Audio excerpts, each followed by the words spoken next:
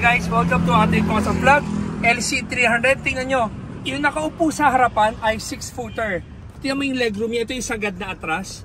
Sagad na atras ng driver, passenger seats na atras. So, pag original na LC300, ito yung legroom mo. Pero tingnan mo, pag pinakapalitan mo ng captain seat sa ating Customs na high back, ganyan ka-atras. Tingnan mo gano'ng kalayo. Oh. So, imagine mo from that na atras namin hanggang dito.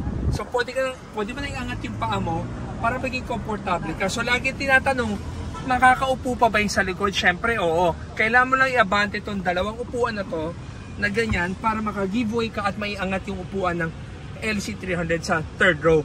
Pero ito second row, pinagayabang natin dahil ito ay gawa ng Eurotex foam at ating Customs at napakalambot at napaka-komportable.